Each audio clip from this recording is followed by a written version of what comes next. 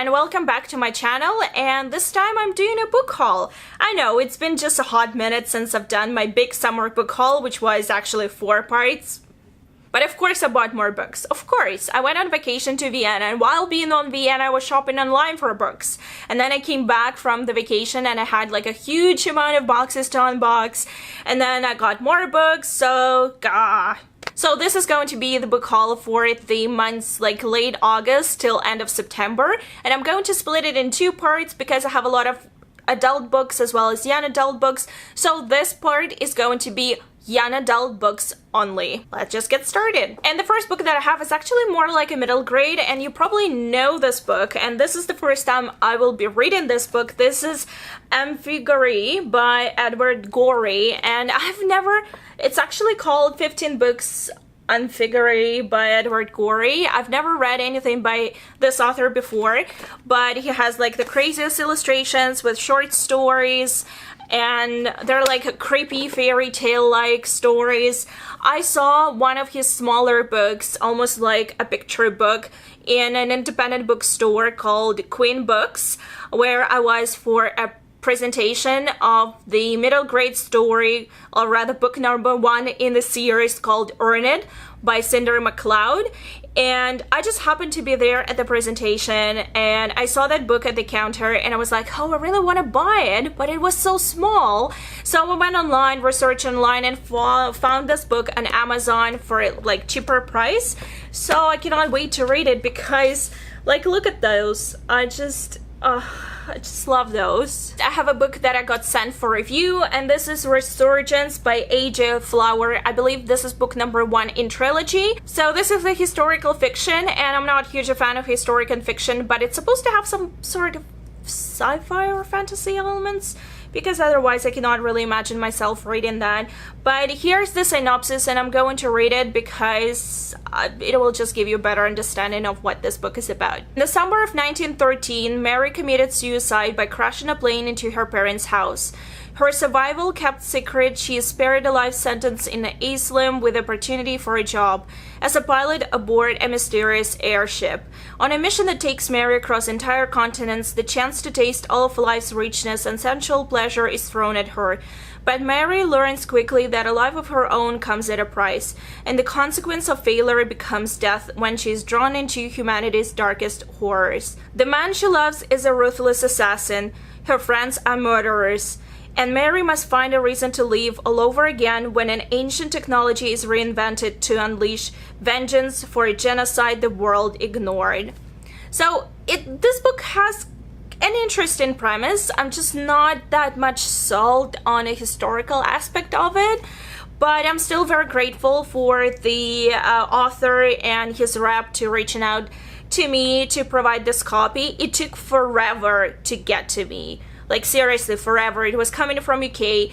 Took like almost 2 months. At some point I was like, is it lost, or like what's going on? No idea, but hopefully I'll have some time to read it soon. Next I have an anthology, Kisses and Curses, and this is the anthology that I've never heard of until I purchased it. So this is the one that has stories by Marissa Meyer, Lee Bardugo, Anna Guire, Anne Banks, Maria Rutkowski, Jessica Brody, and some others. But I wanted to read more of the short stories, and I picked it up from Book Outlet for like incredibly cheap.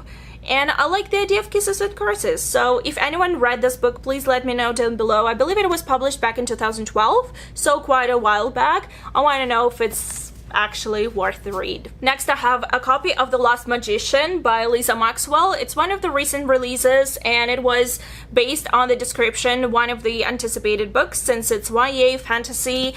And I have not read Unhooked by Lisa Maxwell, even though I do own a copy of it. I purchased it recently this summer, and I cannot wait to read this book. Please let me know down below if you read it or any of the books that I'm going to mention, because a lot of the books that I have in this haul are recent releases or somewhat recent releases. Next, I have a copy of Girls Made of Snow and Glass by Melissa Bashar Dust. I'm not sure if I'm reading that right, but this is a fantasy story, and apparently it has a queer relationship. This is what was attracted me to this book in the first place. This is a new release. I believe it's a debut novel, but I don't really know anything else, except for here it says only one can be queen, and Mina, the stepmother queen, and Lynette, the beautiful princess, two young women doomed to be rivals from the start. That's a quite interesting depiction. I'm kind of getting vibes of something like a Snow Queen retelling, not sure, but I'm looking forward to reading it. Next, I have a novel by Patrick Ness, and this is Release, and I've been wanting to purchase this book ever since it came in UK several months ago. Like, I've been dying to buy this book, but since I own all other books by Patrick Ness in US editions, I wanted to wait for US editions, for the US edition, even though I think I like this cover. I think it's really visually interesting and kind of upside down, and it has the blurbs by Andrew Smith and Michael Card. I know nothing about this book, and this is how I want to keep it, because Patrick Ness keeps surprising me with his prose. I just need to read it very soon. Next book needs no introduction because this is They Both Die at the End by Adam Silvera. And I met Adam at BookCon. You know that if you watch my BookCon experience video from this year. And while I was being in the line for the autograph, there was an arc of this book like being given out to the first whatever people, and I didn't get it, and I was so close, and it stabbed me into my heart, but I didn't get it. So I just had to pre-order this book, and like usually with all Adam Silvera's books, this will probably make me cry. I mean, look at the title. Seriously. Next, I have another release that actually I got from Indigo a couple of weeks early. I think it was like 2 weeks early, and I believe this book is supposed to be out only this week, which is weird. I don't know. But this is All Crooked Sayings by Maggie Stiefvater. Maggie Stiefvater is one of my auto-buy authors, alongside with Adam Silvera and V. Schwab and also Lee Bardugo. And I love Maggie. Maggie is amazing. I was also able to meet with Maggie and get one of her books autographed at BookCon this year. And I was sadly the same way as it happened with Adam Silvera signing. They were giving out the arcs of this book to the first, like, I think they were giving them out almost to everyone, but I was just at the very back of the line and did not get my own copy. And the worst part is that one of the Scholastic reps asked me for my address and said, hey, we can send you a copy. And I said, well, cool, thanks, here's my address, and I never got it. So don't do that to fans, please don't. I don't want to know anything about this book. God, I hope nobody will ever spoil me, but like this cover just, it's Next book that I have here is not a new release, but I bought it because of the new release by the same author, and this is This Monstrous Thing by Mackenzie Lee. So Mackenzie Lee recently released a book called The Gentleman's Guide to Vice and Virtue that I'm still yet to read, but I heard so many good things about that book that naturally, being the obsessive person that I am, I needed to go and check the previous books by the same author. So this is the one that I got, and it's supposed to be some sort of retelling about Frankenstein and Frankenstein's story that I'm all for here. I mean, love it. That's why I purchased it. It was on sale at Book Outlet, very cheap, so hopefully I'll get to it sometime soon, as I want to read it before reading the other book.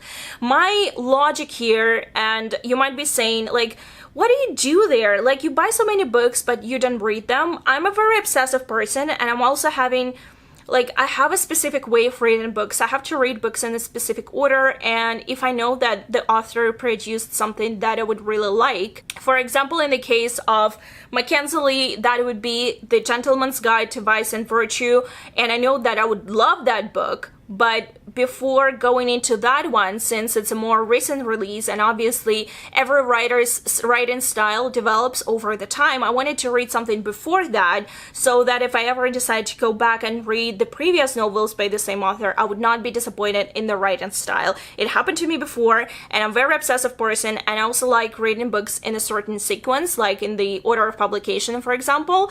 So it just had to be done. Plus, I mean, like, if it's a Frankenstein, like, what? Yeah, I'm all here for it. Yeah, definitely gonna read it.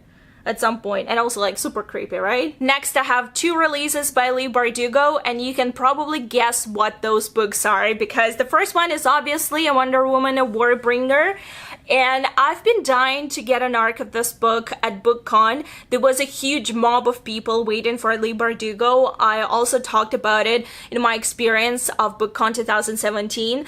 I could not stand the crowd, so I had to leave, but some people were actually lucky to get arcs. I'm dying to read this book, but I have a confession to make. I still have not watched the Wonder Woman movie. And the problem is because I just completely missed it in the theaters. I just couldn't go. It was just not working out for me schedule-wise. And now I really want to watch it, but I also kind of want to watch it on a big screen. So I'm torn, and I'm still unsure whether I should read the book first and then watch the movie, or if I should watch the movie and read the book, or maybe they're not connected at all.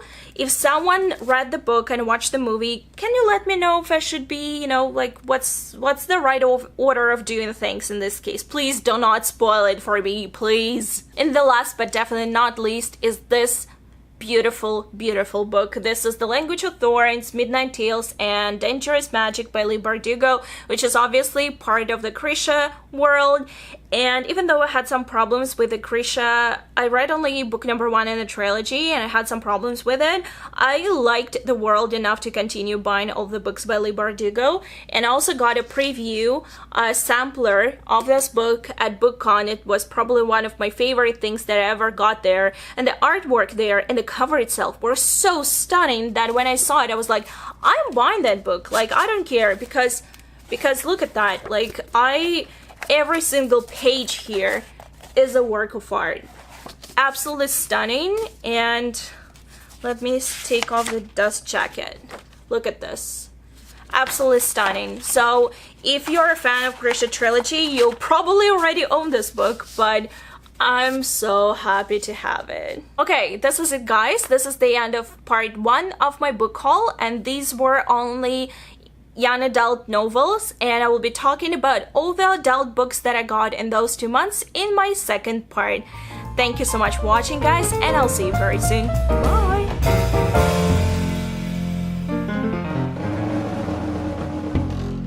I have no idea where I will be putting these books, but I should stop saying I look forward to reading something, because this is what I say about every single book, but it's also true. So no introduction, because I'm not going to say what that book is about, because probably everyone has read it except for me, and that makes me really sad. But I need to read his other book first, because man, I'm just so behind. But I have a confession. Oh my god, this is like my 3rd video that I filmed today, and I'm really, really sore. Can barely talk. Oh, I need some chocolate. Ooh, it's so melted. What time? Oh my god, it's 6 o'clock. I think I've been filming for 2 hours straight. Yeah, it's been 2 hours.